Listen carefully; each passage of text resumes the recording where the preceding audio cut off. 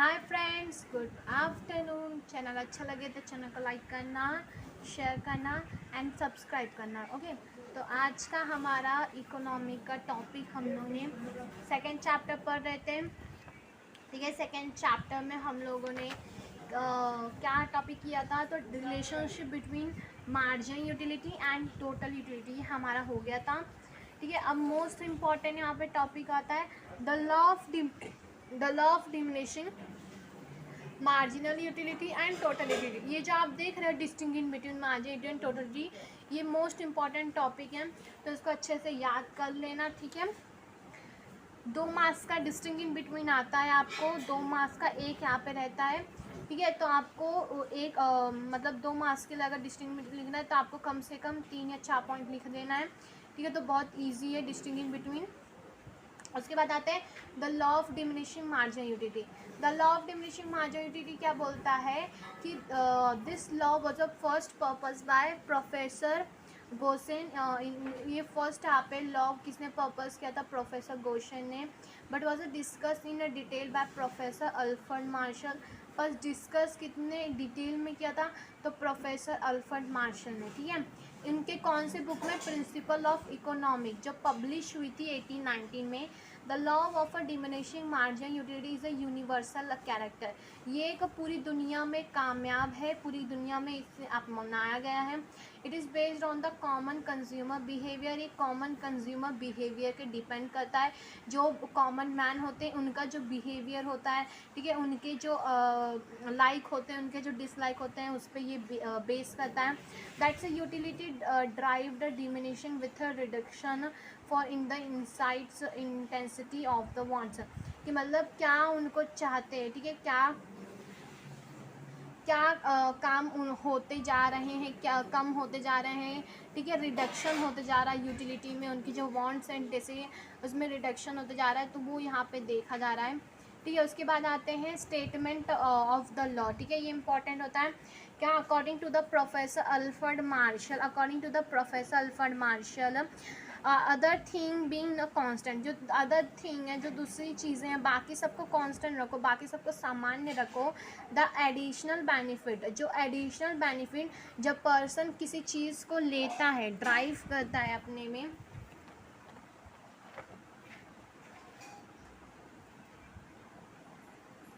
ठीक है, the person which is a person drives from a given a increase in the stock of thing. तो उसकी जो increase होती है, उसकी जो थिंक है वो इंक्रीज होती है। Than diminish with every increase. जो वहाँ पे जो जो उनकी वांट्स इंक्रीज हुई, दैन स्टॉक इज ऑलरेडी है, वो पहले से ही वहाँ पे। अगर यहाँ पे इन द अदर वर्ड्स यहाँ पे कहा जाए तो marginal utility that's any consumer drive. कोई भी देखो, एक के बाद आप फर्स्ट यूनिट कंज्यूम करो, फिर उसके बाद आपकी वांट्स अभी भी सेटिस्फाई नहीं हुई, उसके बाद आप दूसरी चीज़ें कंज्यूम करोगे। ठीक है, इसे मार्जिनल यूटिलिटी कहते हैं।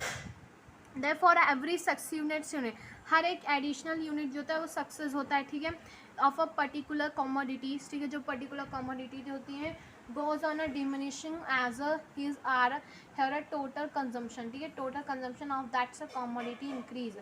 इन शॉर्ट यहाँ पे कहा जाता है more of thing you have a less you wants to have a more of it. अगर आप मोर ऑफ थिंग मतलब अगर आप बहुत सारी चीज़ें सोचोगे तो आपकी जो वांट्स है वो यहाँ पे कम से कम हो जाएगी। ठीक है, देन यहाँ पे क्या बोल रहा है? अजम्पशन। अजम्पशन यहाँ पे क्या होता है? रेशनैलिटी।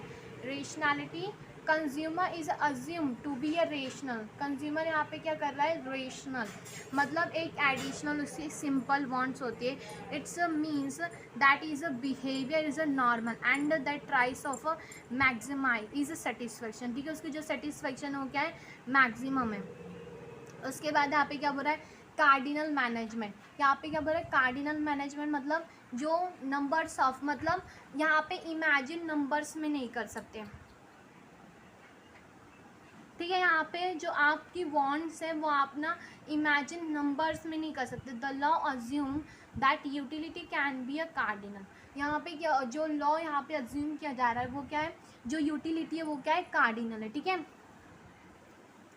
कार्डिनल मेजरमेंट मतलब क्या होता है कि जो आपकी वॉन्ट्स हैं, हम लोग ने पहले भी कहा था, वो न्यूमरिकली यहाँ पे मेजरमेंट नहीं किया जाता है। आपकी वॉन्ट्स को आप बता सकते हो कि भाई मैं हाँ सेटिस्फाई हाँ मैं 10% सेटिस्फैक्शन हूँ, या मुझे इतनी वॉन्ट्स इतनी चाहिए, आप वो नहीं उसको नंबर्स में नहीं, कम हुआ है हाँ अच्छा है, बेटर है, आप पे मच बेटर है, ओके गुड फाइन या ठीक है, ऐसे आप वर्ड्स यूज़ करके उसको एक्सप्रेस करते हो। ठीक है, आपकी एक्सपीरियंस वहाँ पे डिपेंड करती है कि आपका कैसा एक्सपीरियंस रहा इस चीज़ों के साथ। Enhance the mathematical options for are easily for a possible to known as a compare, that's a utility drive from each unit of a commodity। जो आप चीज़ें कंज्यूम करते हो, जो भी each units of a commodity, वो क्या है, सामान्य है। ठीक है, होमोजेनेटिक मतलब सामान्यता रहती है, जैसे हर एक आप जो यूनिट एडिशनल मार्जिनल यूटिलिटी में जो आप एडिशनल यूटिलिटी रहते हैं, जो आप एडिशनल चीज़ें जब लेते हो, एक आम खाया उसके बाद दूसरा आम खाया, उसके बाद तीसरा आम खाया, उसके बाद चौथा आम खाया, वैसे आपको यहाँ पे मतलब क्या करना है कि वो सारी उसकी जो क्वालिटी है, उसका जो साइज़ है, उसका जो शेप है, उसका जो कलर है, उसका जो टेस्ट है, वो क्या एकदम सेम रहना चाहिए। ठीक है, for all units of a commodity consume are exactly homogeneous है। जो भी यूनिट्स ऑफ अ कमोडिटी यहाँ पे कंज्यूम कर रहे हैं हम लोग, वो क्या होनी चाहिए, एग्जैक्टली होमोजेंस होनी चाहिए, मतलब समान होनी चाहिए। ठीक है, एक साइज़ की होनी चाहिए, एक ही शेप की होनी चाहिए, एक ही कलर हो उसका और एक ही डिज़ाइन हो। ठीक है, जो भी चीज़ें हम कंज्यूम करते हैं, अगर वो पानी का ग्लास, अगर सब ग्लास एकदम नॉर्मल है, सब ग्लास सेम है, सब ग्लास में पानी भी सेम डाला है, ठीक है, और पानी का टेस्ट भी सेम ही है। ठीक है, कोई मीठा खारा पानी ऐसा नहीं रखते हैं हम। अगर हम लोग को अगर उस बॉन्ड्स की उसकी सेटिस्फेक्शन अगर तय करनी है, ठीक है, एडिशनल माने तो एकदम सेम रहना चाहिए, होमोजेनिटी रहना चाहिए। उसके बाद कंटिन्यूटी मतलब एक के बाद एक। अब जैसे आपने एक गिलास पानी पी लिया तो आप बोलोगे मुझे मैं रहने दो, अब मैं 5 दिन बाद ही मतलब मैं 1 घंटे 2 घंटे बाद ही पानी पीऊँगा, तो ऐसा नहीं। ठीक है, आपकी जो आप जैसे पानी पी रहे हो तो एक के बाद एक, बिना कोई समय बिताए या बिना कोई समय वेस्ट किए, आप एक quick suggestion, all units of a commodity are consume in a quick suggestion without any lapse of time, बिना कोई टाइम वेस्ट किए। ठीक है, रिस्पॉन्सिबिलिटी यहाँ पे क्या होती है, रीजनेबिलिटी मतलब all units of a commodity consume are reasonable size, मतलब कम या ज़्यादा या छोटा या बड़ा नहीं होना चाहिए। ठीक है, जैसे एक बहुत बड़ी गिलास का पानी, एक बहुत बड़ी गिलास में पानी रखा है, एक बहुत छोटी गिलास में पानी रखा है, ठीक है, एक सबसे छोटी गिलास में पानी रखा है, तो ऐसे नहीं करना, मतलब हमें एक इक्वल सब साइज में लेना है। ठीक है, उसके बाद आते हैं कंसिस्टेंसी मतलब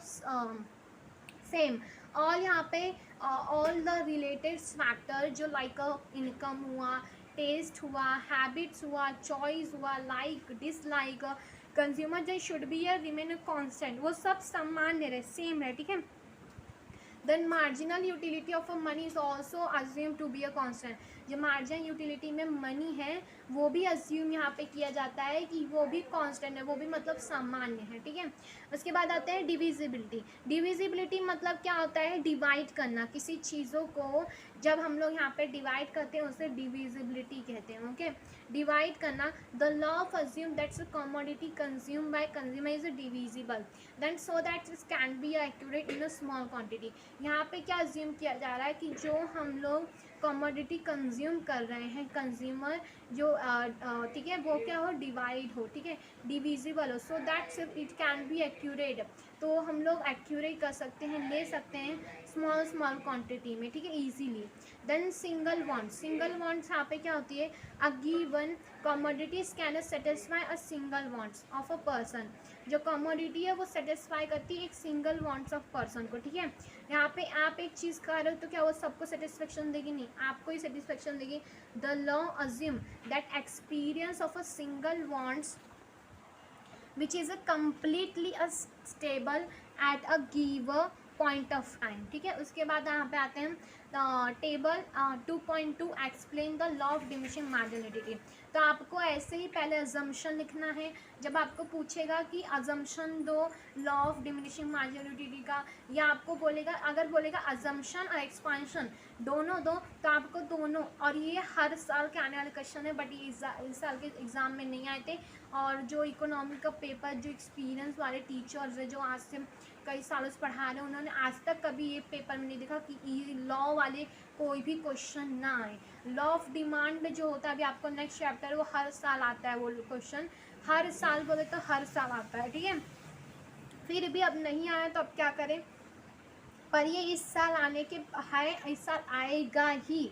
एक ना एक तो लॉ ऑफ डिमांड आता है, या लॉ ऑफ सप्लाई, या लॉ ऑफ डिमिनिशिंग मार्जिन आता ही है। अगर एजम्पशन पूछा तो 8 के 8 पॉइंट आपको लिखने विथ डायग्राम एक्सप्लेन करना है। अगर एक्सपेंशन, अजम्पशन, एक्सपेंशन दोनों एक साथ पूछ लिया तो आपको 4 पॉइंट्स इसके लिखने, 4 पॉइंट इसके लिखने, और with explanation for diagram.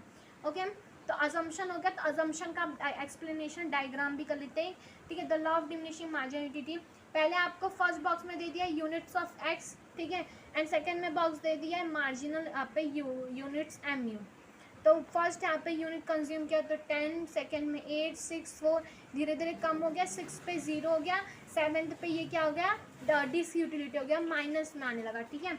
the table show that a marginal utility keeps on a diminishing with increase in the consumption।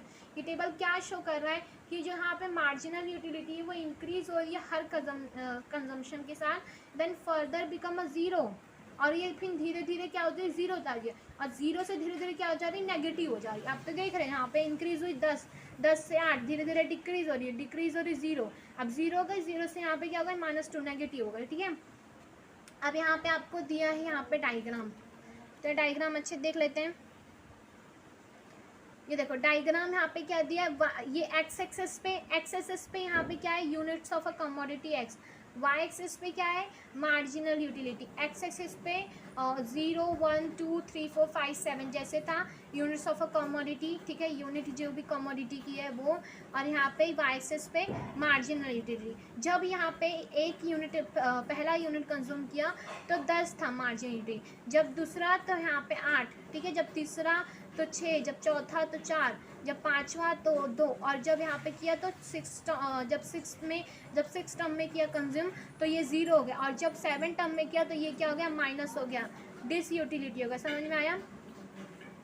उसके बाद यहाँ पे एक्सप्लेनेशन भी करना है आपको डायग्राम का, ठीक है, डायग्राम बनाना है, उसका एक्सप्लेनेशन क्या है, in the above diagram the units of a commodity X are measure on the X axis पे, एक्सेस पे मेजर किया है, ठीक है, and marginal units of a measure Y axis, और जो मार्जिनल यूनिट था वो वाई एक्सेस पे मेजर किया।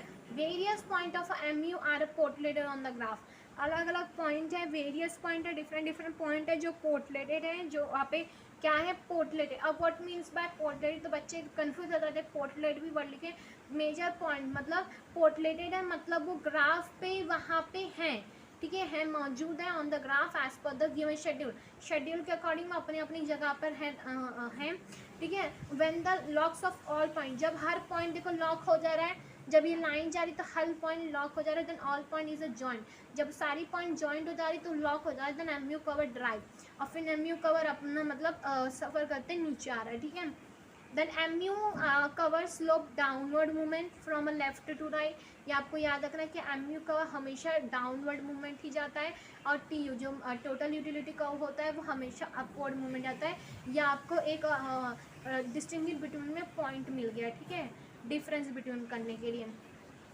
उसके बाद which is show the M U goes on diminishing and T U is increase on diminishing, यहाँ पर every succeed increase the consumption for a commodity. Then उसके बाद यहाँ पे आते हैं when M U is become a zero, then जो T U रहता है वो क्या हो जाता है, ज़ीरो, वो क्या हो जाता है, ये ज़ीरो हो जाता है, तो वो सेटिस्फाई यहाँ पे पॉइंट में आ जाता है, ठीक है, ऐसा आप लिख सकते हो। Then M U curve intercept for axis पे इंटरसेप्ट करता है, then further consumption of a commodity, then bring for the disutility, then negative which is show by the shaded व portion for the in the diagram. जो यहाँ पे देखो जो shaded, जब डिस यूटिलिटी होता है ये क्या है, शेड पोर्शन, इसे क्या है, शेड पोर्शन कहते हैं, ठीक है, मतलब थोड़ा सा कलर करा है ना, इसमें देख रहे हो थोड़ा काला कलर किया है, ठीक है, शेड किया है इसको, इस पोर्शन को शेड करके डायग्राम में दिखाया। एक्सपांशन, एक्सपांशन कर लेते हैं, फिर यहाँ पे वीडियो बंद कर देंगे, ठीक है।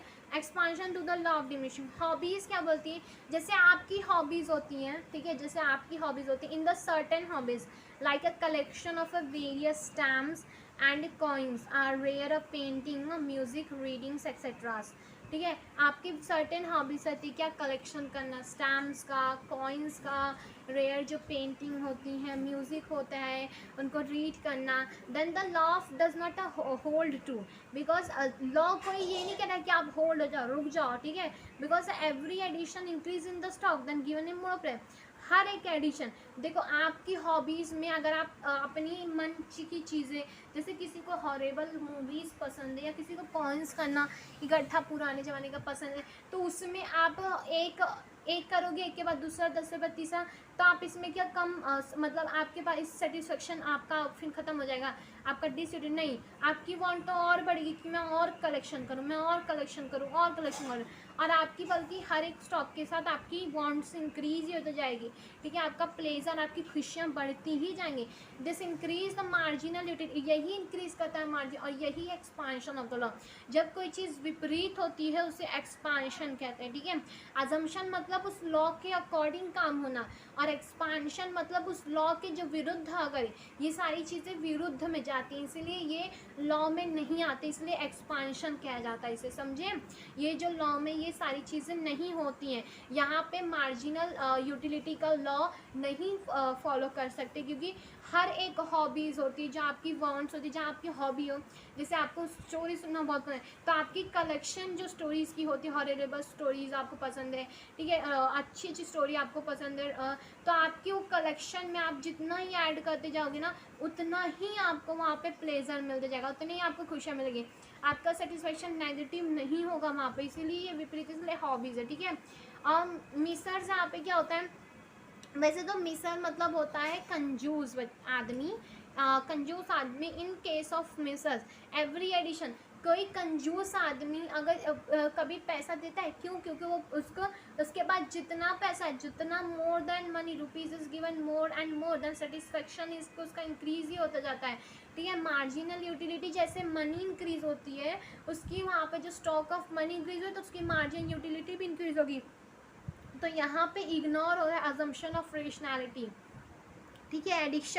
एडिशन भी मतलब जैसे यहाँ पे ऑब्जर्व किया जाए, यहाँ पे फॉर एग्जांपल ऑब्जर्वेशन किया जाए कि इन केस जो एज अ ड्रिंकर जो ड्रिंक करते हैं उनके केस में देखा जाए तो दैट द लेवल ऑफ इंटॉक्सिएशन, जब वो इंटॉक्सिएशन मीन्स होता है ड्रिंक, जब वो ड्रिंक करते हैं, ड्रिंकर जब ड्रिंक करता है, then increase in the every addition then units of a liquor consume, जो उसने अल्कोहल जो उसके ड्रिंक कंज्यूम किया है उसका लेवल इंक्रीज हो जाए, एडिशनल जो कर रहा है वो इंक्रीज ही हो रहा है, ठीक है। सो MU भी रिसीव एज ए ड्रिंकर में भी रिसीव इंक्रीज, तो जो MU वहाँ पे मार्जिन यूटिलिटी इंक्रीज हो रही है, क्योंकि ड्रिंकर, देखो जो ड्रिंक करता है वो पर्सन जितना ही ड्रिंक करेगा उसको उतना के सेटिस्फेक्शन और प्यार करेगा, उसको और खुशी मिलेगी, और करेगा, और पीगा, और पीगा, और पीगा, पीते जाएगा, पीते जाएगा, पीते जाएगा, पीते जाएगा, उसको एक सेटिस्फेक्शन कभी नहीं मिलेगा। तो ये भी हमारा अपोजिट होता है इन केस ऑफ रेशनैलिटी में, ठीक है।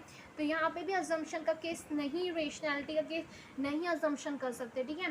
देन पावर, अब किसी व्यक्ति के पास जैसे पावर आ जाए, this is expansion of the law, because the person acquires a power, हर एक पर्सन को चाहनी चाहिए कि मेरे पास पावर हो, ठीक है, मैं भी मतलब किसी अपने हुकूमत में भी मेरे पास मेरे से कोई डरे, मैं पावरफुल इंसान बनूँ, then is a last list for यहाँ पे पावर इंक्रीज, उसका अगर पावर थोड़ा भी इंक्रीज हो गया then he desire to have a more and more of it, तो वो और डिज़ायर कर लेता है, ठीक है, तो वो और उसको और चाहिए कि आई हैव, मतलब मेरे पास इतनी पावर हो कि बंदा मुझसे डरे, मतलब बंदा मेरी तरफ देखे भी नहीं, आँख उठा के मैंने देखे, तो यहाँ पे भी अजम्पशन ऑफ रेशनैलिटी यूज़ नहीं होती है, ठीक है। ये सारी चीज़ें विरुद्ध में जा रही हैं, हमारे लॉ से ये सब चीज़ें विरुद्ध में जा रही हैं, ठीक है।